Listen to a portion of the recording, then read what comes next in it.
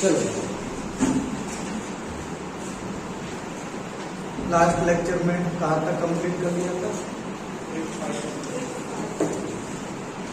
अच्छा, vapour density complete हो गया था पूरा, और ट्रिक 5 भी कंप्लीट हो गया था, दैट इज एटॉमिसिटी। तो जब किसी के मोल्स दिए जाएं और हमसे इलेक्ट्रॉन, प्रोटॉन, न्यूट्रॉन या फिर आयंस पूछे जाएं, तो ये सब क्या है? Elementary things. तो इनको भी हम किस में कैलकुलेट करेंगे? मोल्स में ही। क्लियर?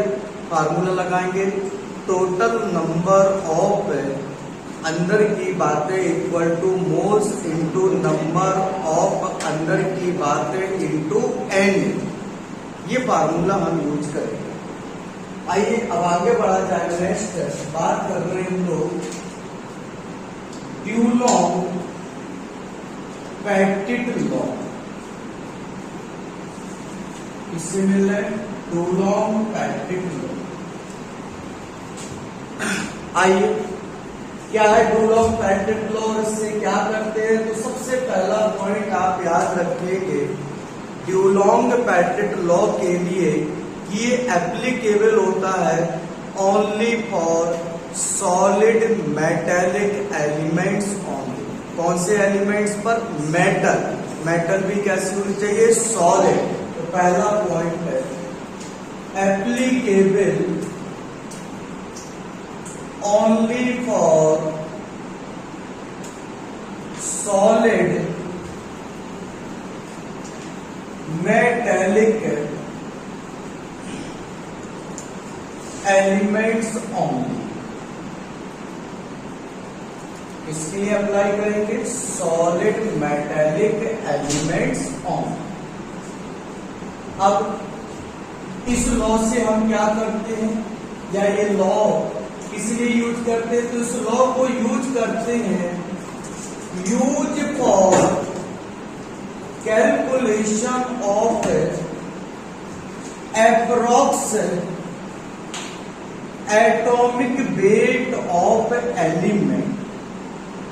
क्या करते हैं इस लॉ से? एप्रॉक्स एटॉमिक वेट निकालते हैं। क्या निकालते हैं? एप्रॉक्स एटॉमिक वेट, मतलब एटॉमिक वेट के नजदीक वाला एटॉमिक वेट। कभी कभी ये एप्रॉक्स ही एक्चुअल हो जाता है, बट जनरली हम क्या करते हैं? इससे कैलकुलेट करते हैं approx atomic weight of elements. अब कैसे? तो इसके लिए ड्यूलॉन्ग पेटिट ने एक लॉ बनाया। इन्होंने कहा कि किसी भी एलिमेंट का ये जो एप्रॉक्स एटॉमिक वेट है ये इक्वल टू होता है 6.4 अपॉन स्पेसिफिक हीट। इसके स्पेसिफिक हीट के ये जो एप्रॉक्स एटॉमिक वेट होता है वो किसके बराबर होता है? 6.4 अपॉन स्पेसिफिक हीट। और इस स्पेसिफिक हीट का यूनिट होना चाहिए कैलोरी पर ग्राम। तो जब आप एप्रॉक्स एटॉमिक वेट निकालते हैं तो ड्यूलॉन्ग पेटिट साहब ने इस एप्रॉक्स एटॉमिक वेट निकालने के लिए एक लॉ बनाया। क्या कहता है ये लॉ? कि साहब एप्रॉक्स एटॉमिक वेट होता है जो एलिमेंट्स का, वो इक्वल टू होता है किसके? 6.4 अपॉन स्पेसिफिक हीट। इसी फार्मूले को कहा जाता है that is the Dulong Petit law. पर ये स्पेसिफिक हीट किसमें होनी चाहिए? कैलोरी पर ग्राम। क्लियर? आइए क्वेश्चन एग्जाम्पल देखिए। कह रहा है specific heat of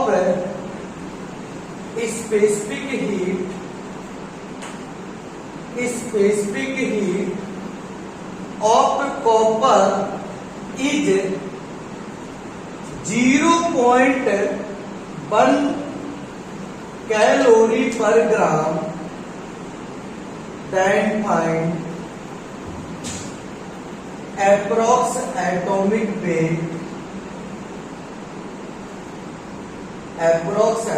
weight of copper. तो कह रहा है साहब कॉपर है जिसका स्पेसिफिक हीट कितना दे रहे? 0.1 कैलोरी पर ग्राम। तो कह रहा बताओ इसका एप्रोक्स एटॉमिक वेट कितना होगा, और निकाल लेते हैं।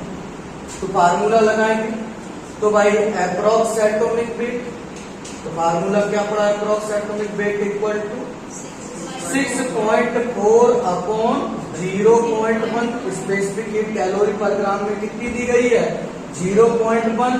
तो यहाँ से पॉइंट हट गया, तो लगभग आंसर आ गया 64। जबकि एक्चुअल कितना होता है 63.5।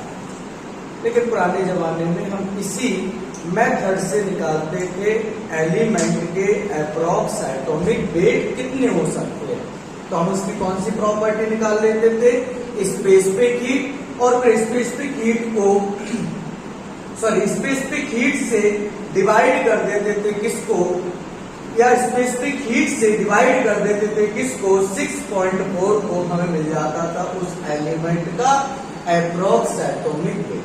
चलो नेक्स्ट क्वेश्चन सुनो, नंबर 2 कह रहा है द स्पेसिफिक हीट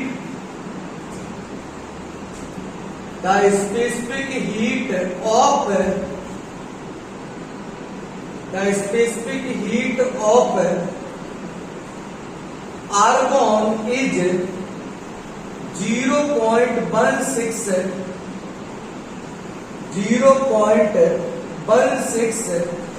कैलोरी पर ग्राम, then find its approx atomic weight।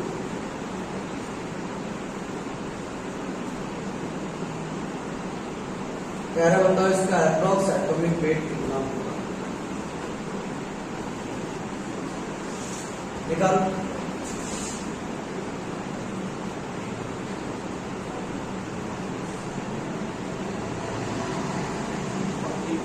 कितना आ जाएगा, 40। क्लियर, पक्का। चलिए इस क्वेश्चन का आंसर है can not predict by this method. हाँ, मजाक नहीं करते। एक्चुअली क्या है, तुम बातों को ध्यान ही नहीं रखना चाहते तो फिर तुमसे गलती हो जाएगी। आइए इस क्वेश्चन का करेक्ट आंसर क्या है, can not predict by this method. तुम्हारा आंसर 40 है। मजे की बात है, 40 आ भी जाएगा और ऑप्शंस में मिलेगा भी, पर इस क्वेश्चन का करेक्ट आंसर होगा can not predict by this method. आइए अब समझ लेते हैं क्यों, क्योंकि तुम लोग तूफानी लोग गलती करने में सेकेंड टाइम में लगाते हुए, नोबल गैस तो छोड़ो, वो सॉलिड भी नहीं है। हमारा रूल कहां पे लगता है, सॉलिड मेटेलिक पर, उस पे लगाना है हमें इस रूल को।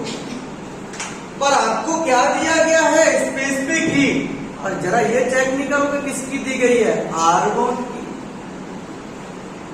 अब आर्गन तो गैस है, पहले तो तुम यही देख लो, मेटल तो छोड़ो बाद में, सॉलिड। पहले तो हमें ये देखना है कि मेटल होनी चाहिए और वो कैसी होनी चाहिए, सॉलिड। यहां तो तुम देखो कितनी बड़ी गलती कर रहे हो। गैस दी गई है आर्गन, और वो भी क्या है, गैस, एलिमेंट है argon, non metal, noble gas है वो, और उसका तुम्हें गैस है वो, तो तुम तो कंडीशन ही वायलेट कर रहे हो। जब पहली कंडीशन तुम वायलेट कर दोगे, रूल कह रहा है कि it is applicable only for the solid metallic elements only, और तुम आर्गन का भी देखो एप्रोक्स एटॉमिक वेट निकाले पड़े हो, नहीं निकाल सकते। इसका करेक्ट आंसर क्या होगा, can not predict by this method. तभी तो कहते हैं क्वेश्चंस को बहुत ध्यान पूर्वक पढ़ना चाहिए। समझ में आया कि नहीं? देखो फालतू में क्वेश्चंस 4 मार्क्स मिलते हैं ऐसे क्वेश्चन के, फ्री के मार्क्स है, पर एग्जाम में तुम तो पहले ही ऑप्शन 40 मिलेगा, टिक करके बड़े खुश हो जाओगे। देखो कितना सिंपल क्वेश्चंस आया, तुरंत खुश हो जाओगे, टाइम नहीं लगाओगे। जब एग्जाम के सेंटर के बाहर निकलोगे, जब रोहित सर से मुलाकात करोगे, तब बताएंगे नहीं नासपेटे इसका आंसर तो कुछ और है। लास्ट में लिखा है can not predict by this method, फिर पूछोगे कैसे, तो हम वहां याद नहीं आएंगे। आया समझ में? तो ध्यान से क्वेश्चन, जब भी कोई क्वेश्चन सॉल्व करते हो भैया कंडीशंस पहले देखा करो, अप्लाई होगी कि नहीं होगी। क्लियर है? देखो हम नासपीटे हैं, बार बार गलतियां करते हैं, क्वेश्चन को अच्छे से नहीं पढ़ते हैं, और देखो भाई, ऐसी गलती दोबारा नहीं होनी चाहिए, ध्यान रखना। तो इसका करेक्ट आंसर है can not predict by this method. जिन्होंने 40 निकाला है वो तो हमने आत्महत्या कर ली इस क्वेश्चन में, लिख डाल लो।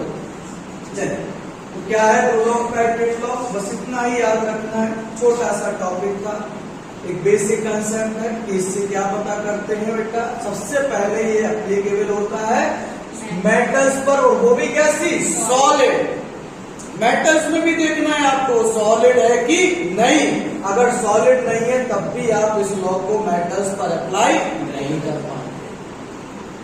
बात समझ में आ गई कि क्या निकालते हैं इससे, एप्रोक्स एटॉमिक वेट किसका, सॉलिड मेटेलिक एलिमेंट्स का। कैसे, तो रूल क्या कहता है, रूल ऑफ पैरेटो लॉ क्या कहता है कि एप्रोक्स एटॉमिक वेट जो होगा वो इक्वल टू होगा किसके, 6.4 अपॉन स्पेसिफिक हीट। और ये स्पेसिफिक हीट आप किसमें लेंगे, कैलोरी पर ग्राम में।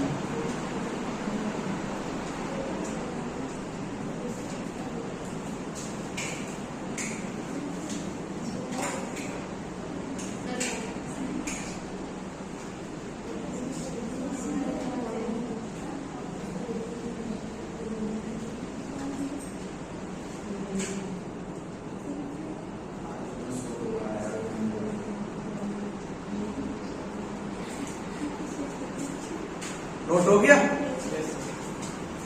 चलो आगे बढ़ेंगे। नेक्स्ट, ये लॉ खत्म हो गया। आइए नेक्स्ट कॉन्सेप्ट के बाद आते हैं। अब करते हैं पहले न्यूमेरिकल ट्रिक्स नंबर 6, 7, और जब न्यूमेरिकल ट्रिक्स नंबर 6, 7 खत्म हो जाएगी तो फिर एक और कॉन्सेप्ट करेंगे आज ही, और ये मोल कॉन्सेप्ट खत्म। अब इसका दूसरा पार्ट हमें सीखना होगा, दैट इज स्टाइचियोमेट्री, और उसको मैं कराऊंगा संडे को।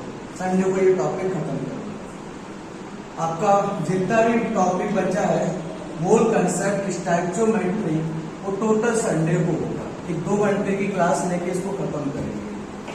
नहीं तो फिर ये क्या टेस्ट के बाद, टेस्ट से पहले मैं सुबह क्लास लूंगा, फिर तुम आराम से टेस्ट करो, फ्री कर दूंगा तुमको भी और अपने आप को।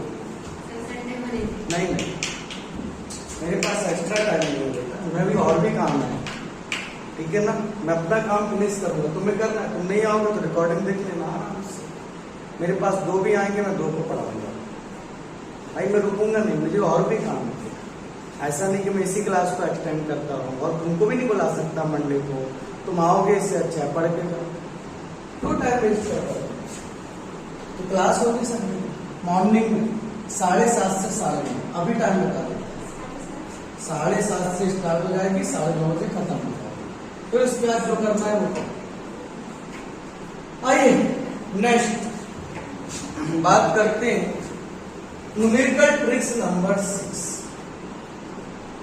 तो बहुत इंपॉर्टेंट है ये न्यूमेरिकल ट्रिक्स नंबर 6 एंड 7, समझेंगे, बहुत ध्यान से करेंगे। आइए मैं डायरेक्ट तुम्हें ये सिखाता हूं न्यूमेरिकल ट्रिक्स नंबर 6 क्या है, सीख। मान लो कभी कोई एक क्वेश्चन में बोला जाए कि ये कंपाउंड है। अब वो कंपाउंड कोई भी हो सकता है आपका, लाइक बायोमोलिक्यूल्स हो सकता है, या फिर ये आपका कोई पॉलीमर हो सकता है। अब बायोमोलिक्यूल्स में सब आ गए, carbohydrate, fat, vitamin, enzyme, clear है, प्रोटीन, सब बायोमोलिक्यूल्स के अंदर। पॉलीमर्स या फिर मेडिसिन, जिसको हम लोग क्या बोलते हैं, ड्रग। तो मान लो तुम्हें बता दिया जाए कि ये एक है कंपाउंड है। अब ये कंपाउंड आपका बायोमोलिक्यूल्स हो सकता है, या पॉलीमर हो सकता है, या फिर क्या हो सकता है, मेडिसिन, ड्रग्स हो सकता है। और कह दे कि इस कंपाउंड के अंदर ये एलिमेंट प्रेजेंट है, तो मैं बता देंगे कि कोई एक सर्टेन एलिमेंट इसके अंदर प्रेजेंट है।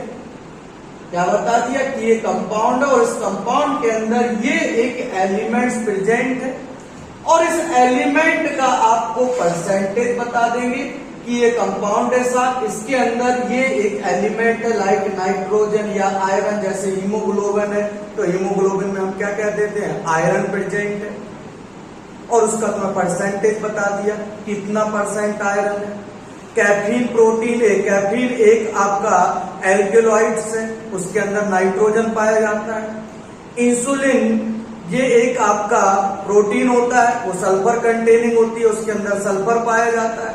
तो क्या कर रहे हैं बच्चों, ये एक क्वेश्चन बोल रहा है और क्वेश्चन में आपको ये कंपाउंड बता दिया और उस कंपाउंड के अंदर प्रेजेंट होने वाले किसी एक एलिमेंट्स का आपको क्या दे दिया गया, परसेंटेज, और कह रहा है बताओ इसका मिनिमम मॉलिक्यूलर वेट या फिर इस कंपाउंड का मॉलिक्यूलर वेट कितना होगा, ये आपसे क्वेश्चन पूछा जाए। तो आप कैसे निकालेंगे इसका मिनिमम मॉलिक्यूलर वेट या molecular weight of this compound. तो पहले क्वेश्चन क्या है, तो देखिए न्यूमेरिकल ट्रिक्स नंबर क्या कह रही है, 6, if in a compound percentage of certain element, percentage of certain element is given, then if in a compound percentage of certain element is given and molecular weight या minimum molecular weight या फिर molecular weight, minimum molecular weight या molecular weight of compound is asked, then हम क्या करेंगे, then formula use करेंगे हम minimum molecular weight या फिर मॉलिक्यूलर वेट एक ही बात है, मिनिमम मॉलिक्यूलर वेट या molecular weight of compound equal to number of atom into 100 या into atomic weight into 100 upon that is the percentage of elements. तो फार्मूला क्या लगाएंगे, मिनिमम मॉलिक्यूलर वेट या मॉलिक्यूलर वेट ऑफ कंपाउंड से निकालने का, directly कहां से आया फार्मूला, क्यों लेके आया, कौन लेके आया, इस चक्कर में मत पढ़ना बच्चों, डायरेक्ट फार्मूला देखो क्या होता है फार्मूला। तो minimum molecular weight equal to होता है number of atom into atomic weight into 100 upon percentage of elements. अब एक बात और सुनो, अगर क्वेश्चंस में बेटा आपको एटम्स का नंबर दे दिया कि एलिमेंट्स के 5 एटम है, 6 एटम है, 2 है, 4 है, तो उतने पुट कर देंगे, और नहीं गिवन है तो नंबर ऑफ एटम आप लेंगे 1। कितना लेना है, 1। दिए जाएंगे तो आप उतने पुट करो बच्चों, अगर नहीं गिवन है तो फिर कितना लेना है, 1। एटॉमिक वेट किसका रखोगे, जिस एलिमेंट का आपको परसेंटेज दिया गया उसका यहाँ एटॉमिक वेट, मान लो अगर नाइट्रोजन है तो 14, सल्फर है तो 32, आयरन है तो 56, कार्बन है तो 12, समझ में आया, इंटू 100, और यहाँ पे परसेंटेज ऑफ एलिमेंट जो कि आपको क्वेश्चन में गिवन। क्लियर है? अब देखो क्वेश्चन पूछा जा रहा है क्या, इन हीमोग्लोबिन इन द, क्वेश्चन पूछा जा रहा है इन द हीमोग्लोबिन। तो हीमोग्लोबिन के बारे में आप लोग बहुत ज्यादा जानते हो। हीमोग्लोबिन एक है रेड कलर का पिगमेंट होता है जो किसके अंदर पाया जाता है, ब्लड के अंदर, दैट इज आरबीसी के अंदर। क्लियर? और इसमें मेन कौन सा प्रोटीन होता है, वो छोड़ो, ग्लोबिन और हीम। ग्लोबिन प्रोटीन पाई जाती है और हीम मतलब आयरन, आयरन कंटेनिंग एक प्रोटीन है, कौन, हीमोग्लोबिन। तो in the haemoglobin 0.33% by weight iron is present, then find its then find its minimum molecular weight, या then find minimum molecular weight of a hemoglobin। तो कह रहा बताओ मिनिमम मॉलिक्यूलर वेट हीमोग्लोबिन का कितना होगा, आओ सॉल्व कर लेते हैं। तो फार्मूला लगाओ मिनिमम मॉलिक्यूलर वेट। तो क्या तुम्हें आयरन के नंबर बताया गया है कि कितने एटम है? नहीं, तो डायरेक्ट 1 लिखो इनटू आयरन का atomic weight 56 into 100 divide by कितना कर दो 0.33। क्लियर? जरा सॉल्व कर लो, यहां से पॉइंट हटाओ तो यहां पे कितना हो गया 100। ठीक है, फिर 33 से 100 को डिवाइड करो, लगभग कितना आ जाएगा 3 टाइम्स। कितना आ गया? लगभग 3 टाइम्स। तो आप कर लो 100 इंटू 3 कितना हो गया 300, और 300 इंटू 56 करो कितना आ रहा है 56 इंटू 300 करो बेटा कितना आ जाएगा 56 इंटू 300 है 18,000। पक्का पूरा बराबर इतना ही 5 दिया 16,000। तो इसका मिनिमम मॉलिक्यूलर वेट आ गया 16,800। खत्म, कोई बात नहीं, हो जाते हैं। बड़े बड़े शहरों में छोटी छोटी गलतियां होती रहती है, कोई टेंशन नहीं, चलता है। क्लियर? जो डायरेक्ट निकाल दिया कितना 16,800 डायरेक्ट निकालेंगे बेटा।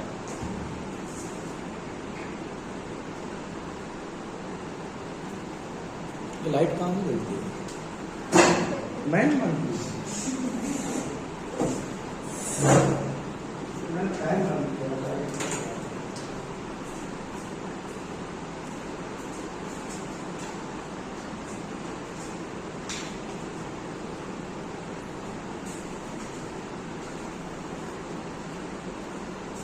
ऐसे यही जलनी चाहिए, सब बंद करनी चाहिए।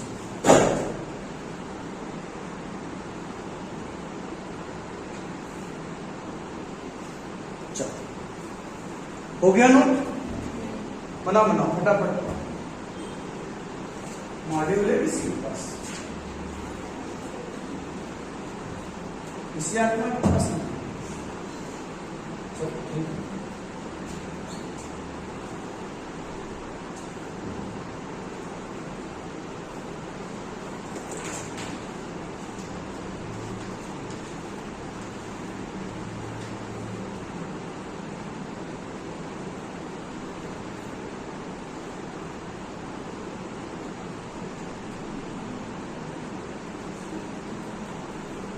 चलो इस साइड का हटा दो। नेक्स्ट क्वेश्चन, इंसुलिन प्रोटीन के बारे में जानते होंगे। ये क्या करती है? ग्लूकोज को कन्वर्ट करती है ग्लाइकोजन में, और जो ग्लाइकोजन होता है वो हमारे एडपोज टिश्यू के अंदर जाके फैट के फॉर्म में डिपॉजिट हो जाता है। पढ़ा होगा बचपन में, सीखा होगा ना?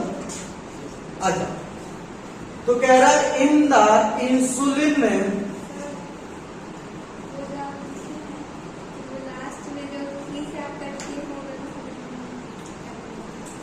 ये देखो यहां बेटा ये लिखा है 0.33 और ये लिखा है 100।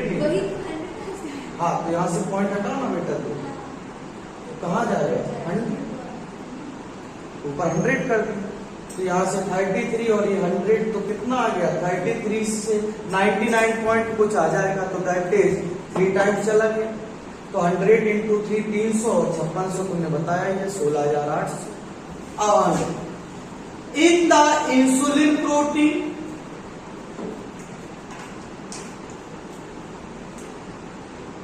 in the insulin protein 8% by weight sulfur is present. Sulfur is present. Then the molecular weight of insulin is. then the molecular weight of insulin protein is.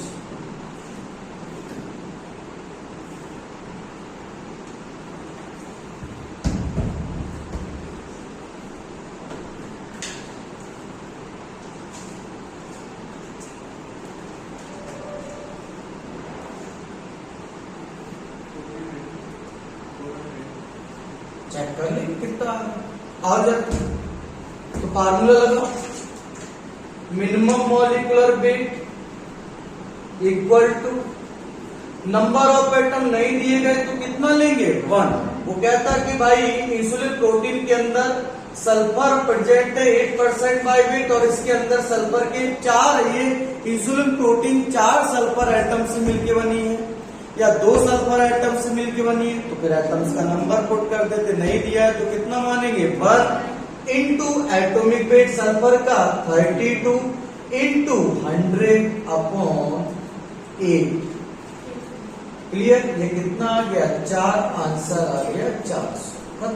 बस बहुत आसान क्वेश्चन है, सिंपल क्वेश्चन होता है, कुछ भी वैल्यू पुट करो, calculations करो, आंसर्स। क्लियर?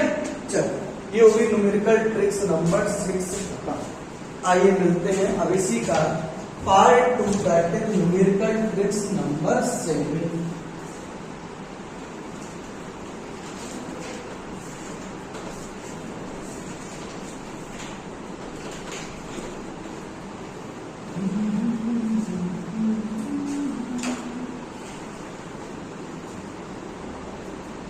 चलो next question, next numerical trick number 7 पहले समझ लो। अब मान लीजिए क्वेश्चन में आपको कंपाउंड के अंदर पाए जाने वाले किसी एक एलिमेंट का परसेंटेज भी गिवन है और उस कंपाउंड का आपको मॉलिक्यूलर वेट भी गिवन है। दोनों चीजें दे दी। क्या दे दी? Percentage of elements and molecular wait.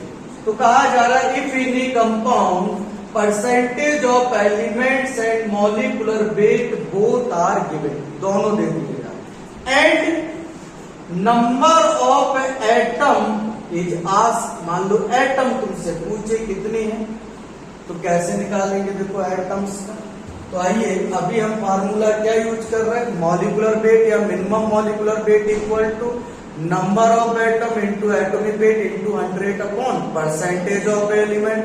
अब आपको मॉलिक्यूलर वेट परसेंटेज दोनों दे दिया, एटम पूछ रहा है, तो देखो यहां से फार्मूला क्या बन जाएगा। तो पहले तो ट्रिक लिखते हैं, क्या बोला जा रहा है, if in a compound percent of certain elements, percentage of certain element and molecular weight of compound both are given and number of atom is asked, then आप फार्मूला लगाओगे नंबर ऑफ एटम। क्या formula बन जाएगा जरा देखो, तो number of atom equal to molecular weight या minimum molecular weight, एक ही बात, इनटू क्या आ जाएगा इधर, percentage of elements upon 100 into atomic weight. समझ में आया? परसेंटेज किसका रखेंगे?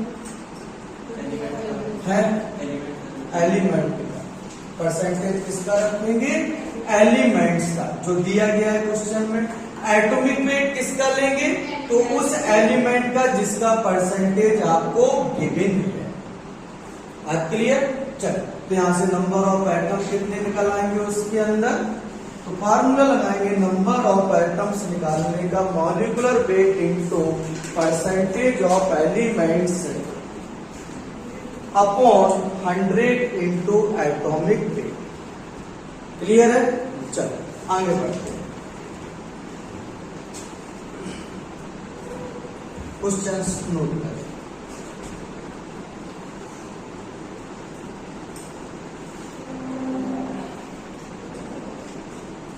लिखिए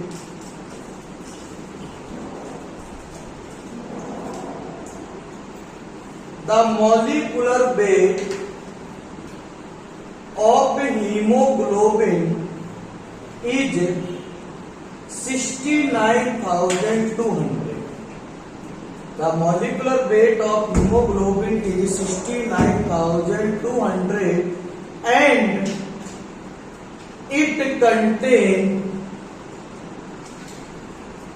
0.33% iron by weight. Then find out number of iron atom present in hemoglobin. निकालो देखो, तो फार्मूला लगा दे भाई, लगा। फार्मूला कितना हो जाएगा? तो number of iron atom equal to formula molecular weight कितना है? 69,200। क्लियर? और इसका परसेंटेज कितना है? 0.33। बोलो भाई, divide by 100 into percentage. Percentage कितना हो जाएगा? Into atomic wait 56। जरा इसको सॉल्व करो, वैल्यू निकालो।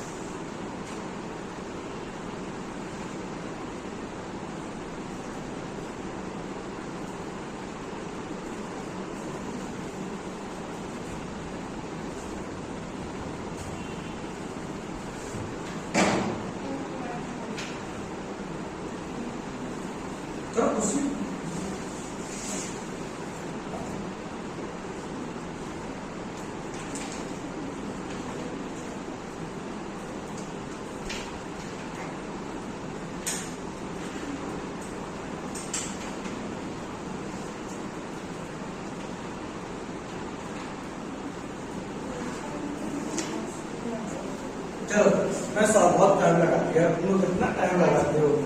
ऐसे क्वेश्चन में भी टाइम लगा दो। चलो आ जाओ, देखो यहां से पॉइंट हटाते, यहां कितना हो गया? 100। ठीक है, अप्रोक्सीमेशन में कर दूंगा 100। चलो 16 दूनी 32, 16 48, 14 दूनी 28 और 14 4 जा कितना हो गया? 56। काटे क्या? नहीं। इतना अच्छा, ये सीधा सीधा कट रहा है। 33 से 100 को डिवाइड करो तो कितने टाइम चला गया? 8 टाइम।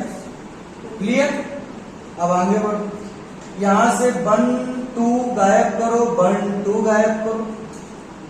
अब 3 से गायब करो, 3 बन जा कितना होता है? 2। 3 2 जा 6, 3 3 जा 9 और ये कितना 1 मान लें? ये 3/2 है, नहीं जा रहा है तो पॉइंट लगाएंगे तो 0 हो जाएगा। कितने टाइम चला जाएगा? 6 टाइम। 6 7 कुछ आएगा। चलो 23.6 मान लो, डिवाइड बाय कितना कर दो? 56। तो उल्टा हो रहा है, थोड़ा गड़बड़ हो गया। मैंने परसेंटेज में ज्यादा दे दिया क्या? नहीं, कोई बात नहीं। क्या 4 पॉइंट कैसे आ जाएगा? नहीं, 5.4 नहीं आएगा यार। कहाँ से यार 5.4? चलो देखो, अब यहाँ से ये 23, कोई बात नहीं, कोई बात नहीं। तुम एक काम करो, अब डिवाइड कर दो किससे? 6 से डिवाइड करें इसको, तो 6 जा कितना? 36। 6 7 जा 42। 6 8 जा कितना हो जाएगा? 64। 8 6 जा 8 जा 64। 8 6 जा 48, या 6 8 जा 48, और 6 9 जा कितना हो जाएगा? 54। तो लगभग, और ये देखो, तो ये 4/9 कर दो, तो फ्रैक्शनल हो गया। थोड़ा सा हमने परसेंटेज गलत ले लिया, कोई बात नहीं, पर निकाल लो। तो पहले तो ये 4/9 को ओपन करो, इसको कितना वैल्यू आ जाएगा? 4/9। कई गलती कर दी क्या हम लोगों ने? कैलकुलेशन करनी, एक बार कैलकुलेशन, तो एक बार कैलकुलेशन करने में तो गलती नहीं की। एक पॉइंट हटाया, 100 हो गया, 3 ओके। फिर ये यहाँ से 100 बचा, तो ये कैंसिल आउट हो गया। ये 3 है, ये तो पूरा खत्म हो गया। ये 56, तो पहले 3 से डिवाइड किया। ये मुझे लग रहा है यहाँ वैल्यू गलत गड़बड़ हमने डिवाइड कर दी क्या? 3 से डिवाइड करेंगे 692 को, तो ये 23.6 आएगा क्या? 3.96 कैसे? नहीं, ये वैल्यू डिवाइड करो यार, ये वैल्यू कितनी डिवाइड होके आएगी? 692 को डिवाइड करो 3 से, ये 23.6 कैसे हो सकता है? 2, हाँ वही मैं बोल रहा हूँ, ये वैल्यू हम लोग गड़बड़ कर रहे हैं। ये 230.6 होगा, मैं वही बोल रहा हूँ, कुछ तो अपन ने गलती कर दी कैलकुलेशन है। ये भाई 20 कैसे हो जाएगा भाई? 692 को हम 3 से डिवाइड कर रहे हैं, तो कितने टाइम लगेगा? लगभग 230 टाइम्स। आज क्लियर? अब देखो बेटा, बेटा इधर देखो थोड़ा सा, और इसको मान लो आप कितना? 230.6, और ये 56, इसको तुम 240 मान लो, इसको 60 मान लो, दोनों वैल्यू बढ़ा दो, तो लगभग ये वैल्यू 3.9 के आसपास कुछ आएगी। दैट इज कितनी एटम प्रेजेंट है? 4। सीधा सीधा। तो वैसे हम इतना परेशान हो गए, मतलब कैलकुलेशन में। वैसे हम बायोलॉजी वाले क्वेश्चंस, बायोलॉजी वाले स्टूडेंट हैं, कभी हम इतना सोचते नहीं, पर सोच लिया अलग बात है। वैसे जब भी हीमोग्लोबिन के अंदर आयरन के एटम पूछे जाते हैं, तो बेटा 4 ही होंगे। हम वैसे भी डायरेक्ट आंसर दे सकते थे, पर कोई बात नहीं, हम कैलकुलेशन करना चाहेंगे, हम डायरेक्ट भी दे सकते हैं, ऐसा कुछ नहीं। क्लियर है भाई? भाई यहाँ पे हम गलती कर रहे थे डिवाइडेशन में, वही कह रहा हूँ, उतनी वैल्यू कब कैसे आ जा रही है, कहाँ गलती कर दी? तो मैं कई बार रीचेक कर लो, फिर से भाई हो जाता है। चलो आगे बढ़ते हैं, नेक्स्ट। चलो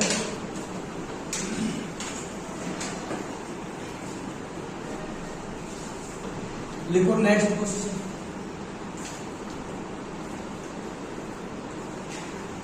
The molecular weight of urea is 60 and contain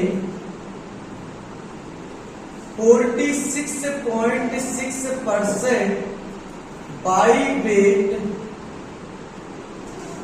nitrogen, by weight nitrogen, then how many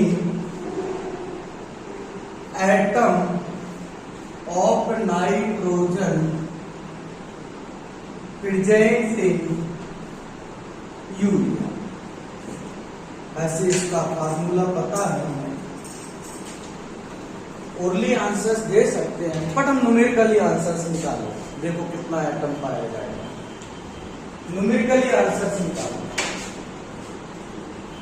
तो फिर से फार्मूला लगा, जल्दी से फटाफट सॉल्व करो, कितना आएगा।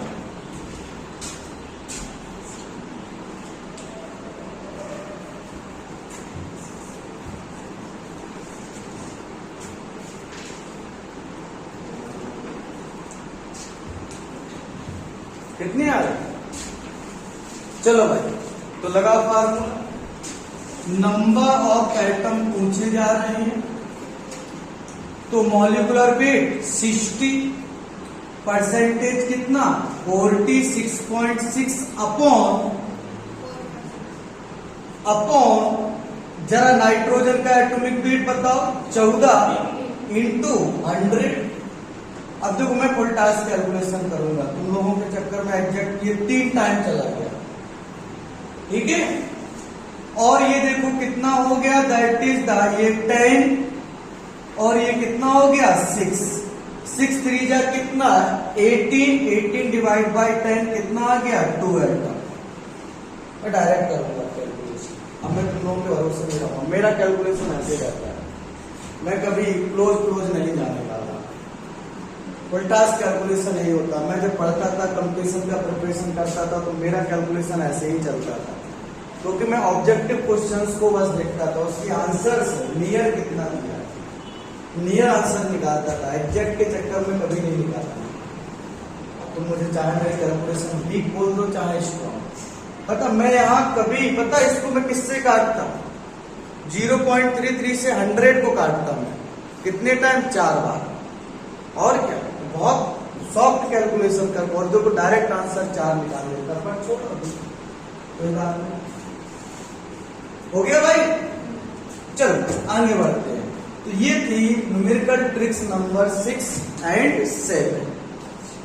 मॉलिक्यूलर वेट पूछे, परसेंटेज अकेला दे दे एलिमेंट्स का, तो फार्मूला लगाइएगा, मॉलिक्यूलर वेट या minimum molecular weight equal to number of atom. Given है तो वही प्लेस कर दीजिए, नहीं गिवन है तो कितना मानेंगे 1 into atomic weight into 100 upon percentage of elements.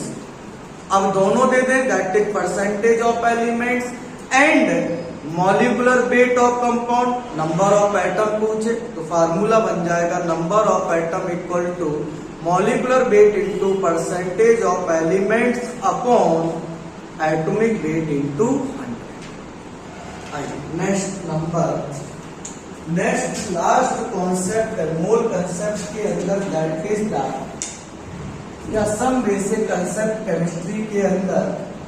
Next और लास्ट कॉन्सेप्ट है आपका एवरेज एटॉमिक वेट। इसकी बात कर रहे हैं बेटा, एवरेज एटॉमिक वेट। आइए मिलते हैं average atomic wait, that is औसत परमाणु भार।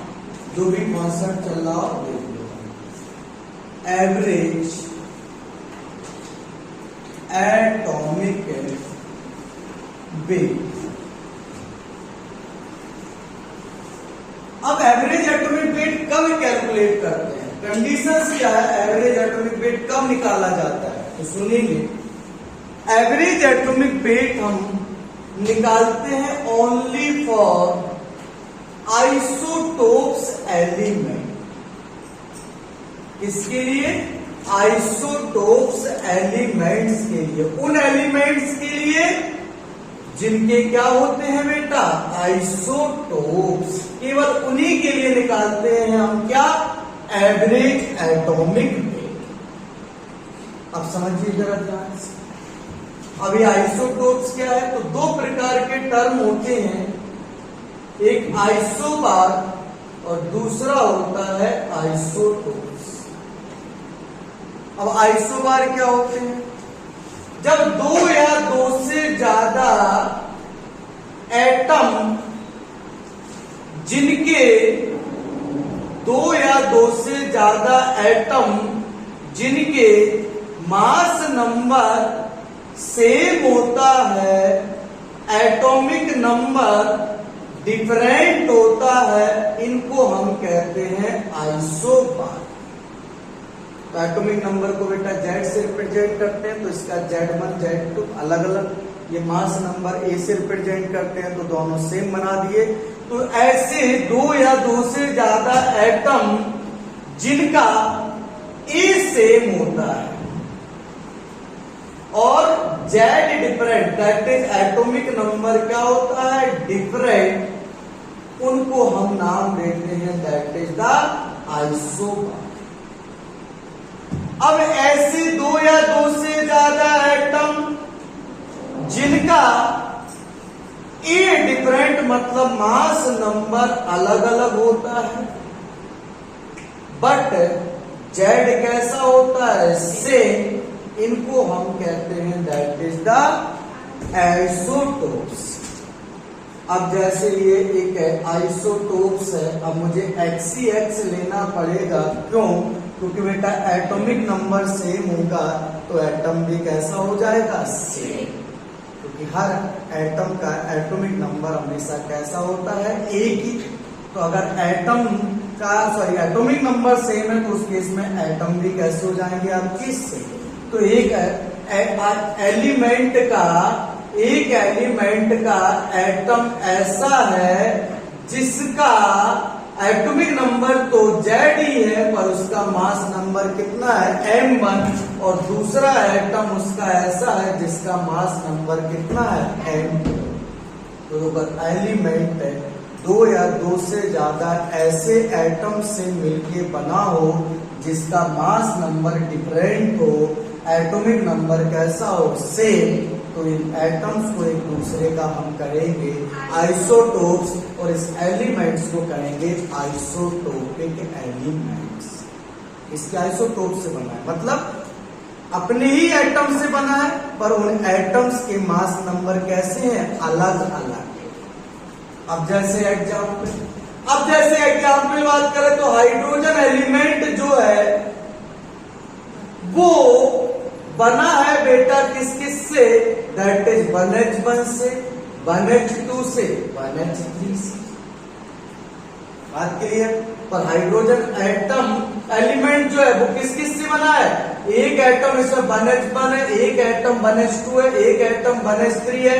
अब इन तीनों एटम में एटॉमिक नंबर सेम है, मास नंबर क्या है, डिफरेंट। तो ये तीन एटम एक दूसरे के क्या हो गए, आइसोटोप्स। अब ये तीनों मिलके क्या बना रहे, हाइड्रोजन एलिमेंट। तो हम बोलेंगे हाइड्रोजन एलिमेंट कितने आइसोटोप से मिलके बना होता है, 3 प्रकार के आइसोटोप्स एलिमेंट से मिलके बना होता है।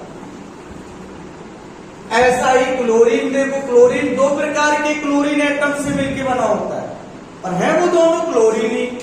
एक होता है 17 क्लोरीन 35 और एक होता है 17 क्लोरीन 37। यस और नो? अब आगे अब आइसोटोप्स का एग्जाम्पल हो गया, आइसोबार्स का एग्जाम्पल देखो एक, जैसे कि 18 आर्गोन 40 और 20 कैल्शियम 40। अब ये कैल्शियम के एटम है, जरा समझना, इनका मास नंबर कितना है, 40, और ये आर्गोन का एटम है, इसका मास नंबर कैसा है, 40। तो आप कहोगे कैल्शियम का एटम आर्गोन के क्या है, आइसोबारिक। पर पूरा का पूरा आर्गोन किससे बना होगा, 80 आर्गोन 40 से, और पूरा का पूरा कैल्शियम किससे बना है, 20 कैल्शियम 40। हाँ, वो अलग बात है कि इसका एटम इसके साथ कौन सा प्रॉपर्टी शो कर रहा है, आइसोबार। बात क्लियर? अब बेटा समझो यहां ध्यान से, अब हम आइसोबारिक पे मतलब आइसोबार जब होते हैं एटम तो वहां पे हम एवरेज एटॉमिक वेट क्यों नहीं लेते, आइसोटोप्स के केस में क्यों निकालते हैं, इस बात को भी समझो। अब आइसोबार का मतलब इनके मास नंबर से क्लियर है कि नहीं? अब जरा देखो, अगर हम 20 कैल्शियम 40 की बात करें तो इसके अंदर जितने भी एटम प्रेजेंट हैं, या ये 20 कैल्शियम 40 एलिमेंट्स की बात करें तो ये पूरा का पूरा किस टाइप के एटम से मिलके बना है, 20 कैल्शियम 40 टाइप के एटम से। बात क्लियर? अब इसमें सारे ही जब एक ही टाइप के एटम प्रेजेंट है तो इस केस में इन एटम्स का जो मास नंबर है वही बन जाता है एटॉमिक वेट। कोई लड़ाई नहीं, क्योंकि सभी प्रकार के आइटम है, सबका मास नंबर कैसा है, एक। तो फिर इस केस में इनका मास नंबर ही बन जाता है क्या, एटॉमिक वेट। तो एवरेज की जरूरत नहीं। लेकिन अब देखो क्लोरीन में दो प्रकार के एटम है, एक 35 वाले और एक 37 वाले। एक का मास नंबर कितना है 35, दूसरे का मास नंबर कितना है 37। अब मान लो तुमने 35 है, तुमने कहा कि क्लोरीन 35 का जो मास नंबर है वो इस क्लोरीन एलिमेंट्स का एटॉमिक वेट बन जाएगा। तो तुमने कहा क्लोरीन का एटॉमिक वेट कितना हो जाएगा 35। इसके मास नंबर से तुमने क्या बना दिया, इसका एटॉमिक वेट। तुरंत 17 क्लोरीन 37 पूरा मान जाएगा। वो क्या बोलेगा, अच्छा हमें क्या ऐसे कांटे लगे हैं जो सब कुछ इसको ही दे रहे हो, बोलो हमें ऐसा क्या, बोले हम भी तो बना रहे हैं इसको। तो बोले हमारे एटॉमिक हमारे मास नंबर का कोई कंट्रीब्यूशन नहीं होता है ना। घर में एक भाई दो भाई बहन हो, एक को सामान आ जाए तुरंत दूसरा लड़ना स्टार्ट कर देता है घर के अंदर, दोनों बराबर क्यों। बोले अच्छा इनको सब कुछ और हमको कुछ नहीं, हो जाती ना फाइटिंग। तो वैसे देखो दो भाई बढ़ गए आपस में, बोले ऐसा नहीं होगा। बोले हमारा मास नंबर इस क्लोरीन का एटॉमिक वेट बनेगा। तो ठीक है कहा दिया भाई, चलो 37 होगा क्लोरीन का एटॉमिक वेट। तो किसको बुरा लग जाएगा 35 को, ये बवाल मचाना स्टार्ट कर देगा। तो अब ना ये मान रहा है ना ये मान रहा है, वो कह रहा है हमारा कर दो एटॉमिक वेट, हमारा मास नंबर, वो कह रहा है हमारा मास नंबर कर दो एटॉमिक वेट। तो ना ये मानना है ना ये मानना है, तो दोनों में क्या कर रही है, फाइटिंग हो रही है, बहुत भयंकर। तो इस फाइटिंग का रास्ता निकालने का तरीका क्या है, तो ये लोग भगवान के पास गए, भगवान ने इनको समझाया देखो ये काम करो, ना हम तुम्हारा ले रहे ना तुम्हारा ले रहे, तुम दोनों का ही ले रहे। और कितना कितना ले रहे, तो बोले जितनी तुम पिट जाएंगे, बोले दोनों का ही ले लेते हैं एक रास्ता, क्योंकि तुम मानोगे नहीं। क्लोरीन 35 को ले लेंगे तो क्लोरीन 37 आत्महत्या कर रही है, और क्लोरीन 37 ले रहा है तो 35 आत्महत्या कर रही है, और रहने नहीं चाहती उसके साथ। बोले नहीं तुमको इसको दिलाया तो हम मर जाएंगे। तो फिर भगवान दोनों को खुश रखना चाहते हैं। भगवान कह रहा है ये काम करो, ठीक है ना हम तुम्हारा लेते ना तुम्हारा लेते, तुम दोनों का लेते, और दोनों का क्या निकाल लेते हैं, एवरेज। जिसकी जितनी हिस्सेदारी उसकी उतनी भागीदारी। क्लियर, दोनों का क्या निकाल लेते हैं, एवरेज। जो भी आएगा वो हम इस क्लोरीन को दे देंगे। तो देखिए अब हम इन दोनों मास नंबर का क्या निकाल रहे हैं बेटा, एवरेज। तो आइसोटोप्स में क्या होता है, मास नंबर ही क्या कहलाया जाने लगता है, एटॉमिक वेट। आइसोबार्स में, पर आइसोटोप्स में डिफरेंट टाइप के मास नंबर के एटम्स बनाते हैं क्या, एलिमेंट्स, आइसोटोपिक एलिमेंट्स।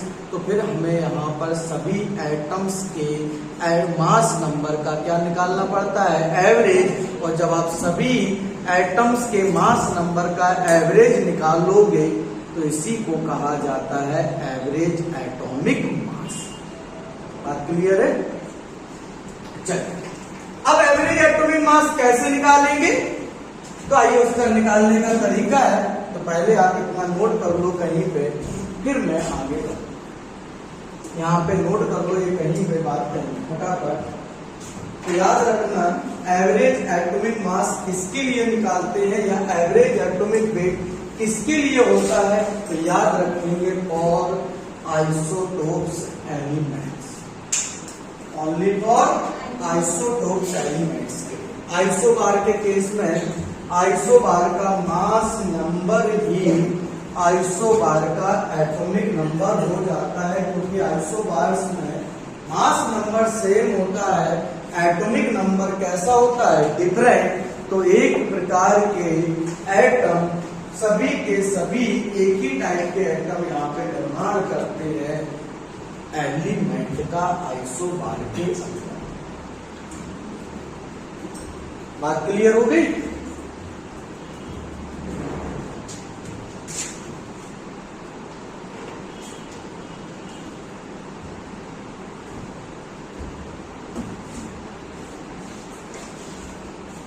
संडे को सुबह स्टाइचोमेट्री स्टार्ट करेंगे, कोशिश करना क्लास में आ जाना, बहुत अच्छे से समझ में आएगा, चैप्टर बहुत मजेदार है।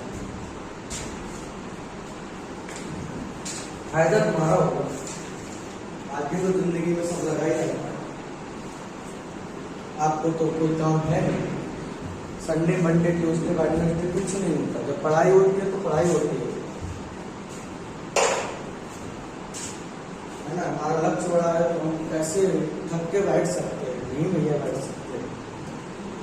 हमारी आत्मा आराम कर ही नहीं सकती बिना डॉक्टर बने। और हमारा लक्ष्य बड़ा है तो भैया हमको मेहनत भी ज्यादा करनी पड़ेगी, इसके लिए प्रिपेयर रहो। कोई छोटा मोटा काम होता तो सभी कर लेते। आप यहाँ तक आए, मतलब आपके अंदर भगवान ने कुछ क्वालिटी दी है, ऊपर वाले ने आपको चुना है, बस अब आपको प्रूव करना है। आप प्रूव कर दोगे तो डॉक्टर बन गए, नहीं प्रूव कर पाओगे तो कोई बात नहीं, भगवान रिजेक्ट करके दूसरे को मौका देगा, और मौका देगा जरूर। तो बेटा कोई इस मंजिल तक जब तक पहुंच नहीं आएंगे कुछ भी आराम नहीं करना। क्लास तो क्लास हम भी कर सकते हैं आराम। भाई सोचेंगे संडे आराम से सुबह, मेरी क्लास तो पहली 8:30 से होती है डेली, और मैं 7:30 से आ रहा हूँ। नहीं आ रहा, मुझे अच्छा है, तुम करो ना। अब नेक्स्ट आगे बढ़ते हैं भाई। अब कैसे निकालेंगे एवरेज एटॉमिक मास? तो आइए समझते हैं इसको आंसर। तो मान लेते हैं एक एलिमेंट है X, और ये दो प्रकार के आइसोटोप से मिलकर बना है। एक है ZXM1 और ZXM2, या दो प्रकार के एटम से मिलकर बना है। क्लियर? जिनके मास नंबर एक का M1 है, दूसरे का M2 है। अब समझो, अब ये जो XM1 वाला एटम है, इस X एलिमेंट के अंदर मान लेते हैं कितना प्रेजेंट है? X1%। भाई कुछ तो प्रेजेंट होगा। अब कितना प्रेजेंट है? तो मैंने माना 100% के अंदर ये कितना है? X%। अब इसका परसेंटेज पता नहीं है, ये कितना प्रेजेंट होगा? तो दो प्रकार से निकाल सकते हैं। तो भाई टोटल 100% है, इसका दिया गया है तो इसका कितना हो जाएगा? 100 माइनस X%।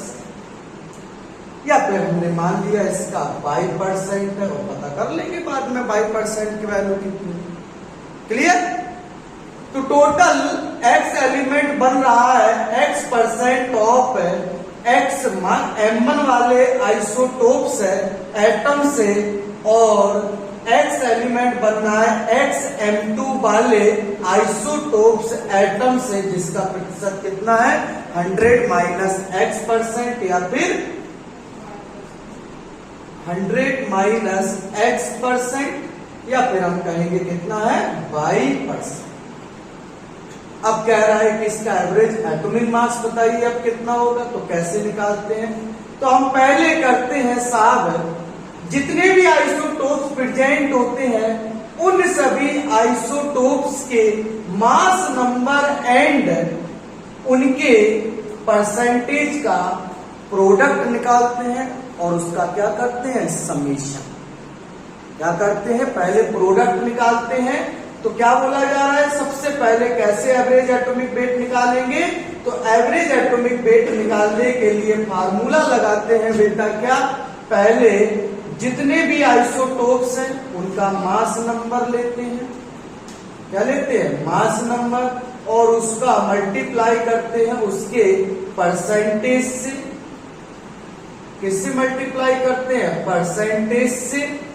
और फिर जितने भी आइसोटोप्स हैं इनके मास नंबर एंड परसेंटेज का गुणनफल निकाल के सबका क्या कर देते हैं? समेशन, और इसको डिवाइड कर देते हैं, that is the total percentage से, और ये हमेशा रखेंगे आप कितना?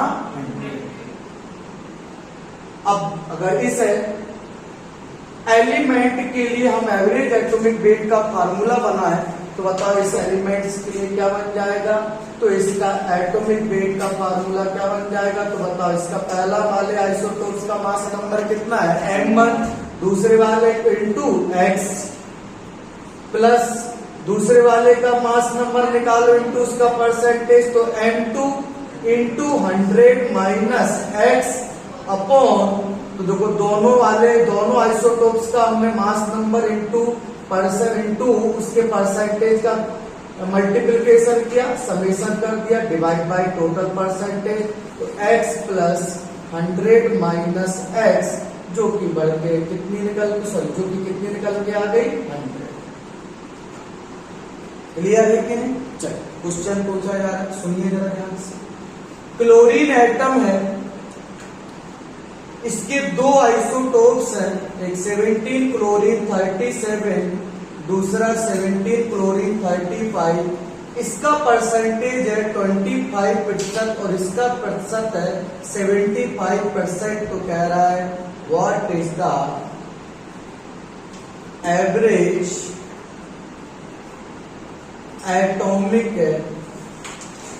Wait of chlorine. कह रहा बताओ इस क्लोरीन का एवरेज एटॉमिक वेट कितना होगा, कितना हो जाएगा? आइए जरा देखो। अरे नोट कर लिया?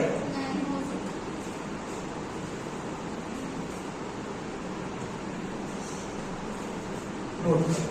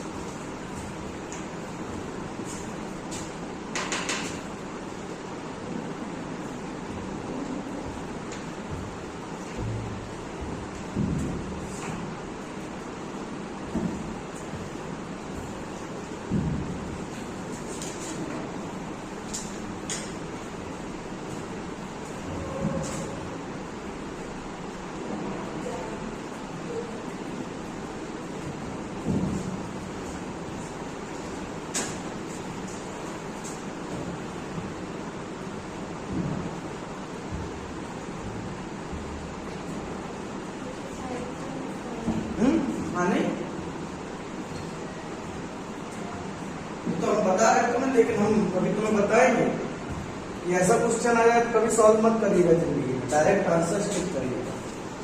हाँ क्या ऐसे ही बता देंगे, सिखाते हैं। पहले कॉन्सेप्ट को सीख लो, एक आध क्वेश्चन को कर लो, फिर मैं तुम्हें सिखा देता हूँ कॉन्सेप्ट। कभी भी ऐसा क्वेश्चन आया है तो आंसर्स क्या टिक करेंगे,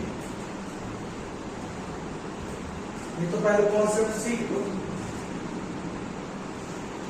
क्योंकि कभी कभी यूज हो सकता है कॉन्सेप्ट, पर 99.9% यूज नहीं होता है, बस 1% यूज होने के चांसेस है इस कॉन्सेप्ट।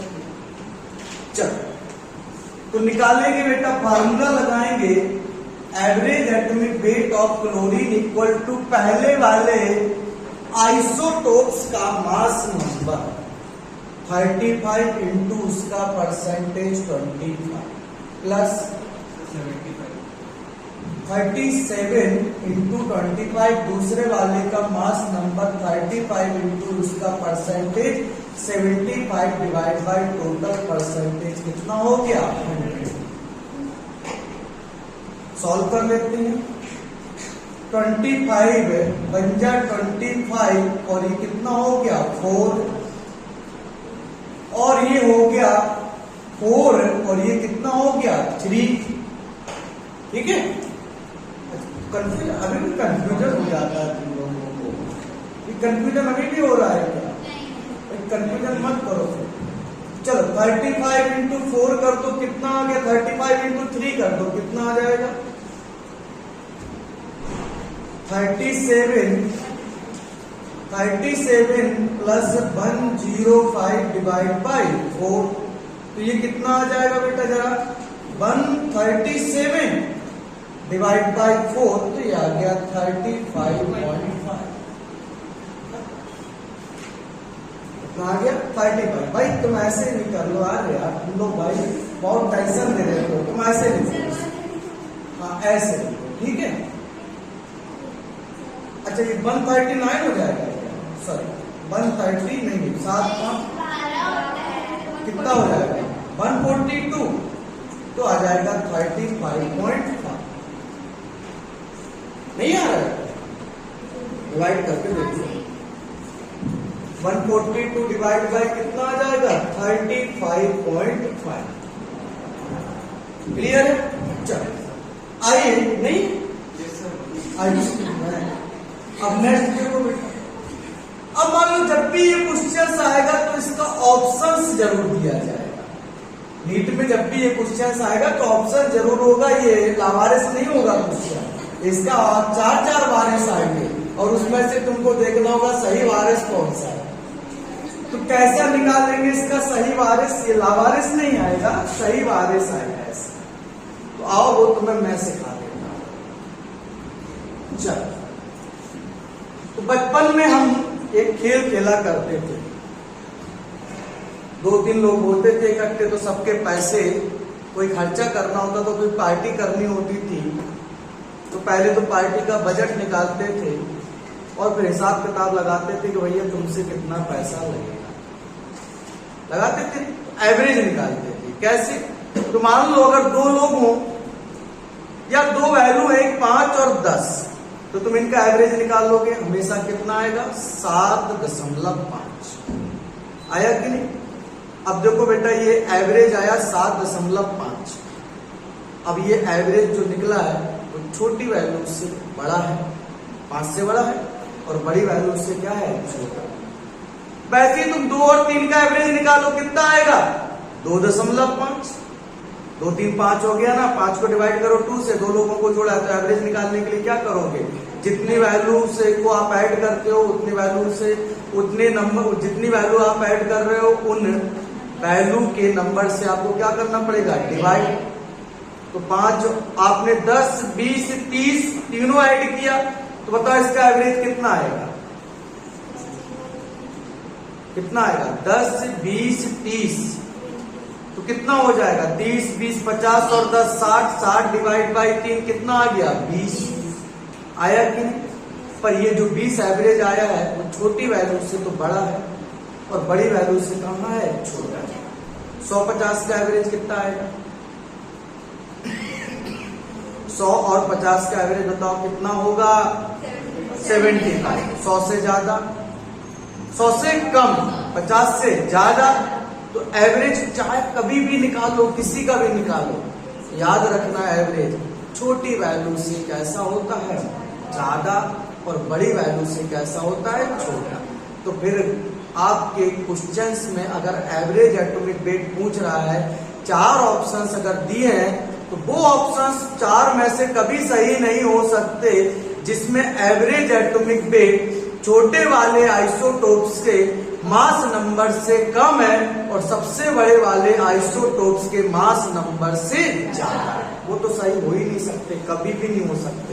तो देखो इस क्वेश्चन में कौन कौन सही नहीं हो सकता, 37.5 तो कभी सही नहीं हो सकता, पहला बात।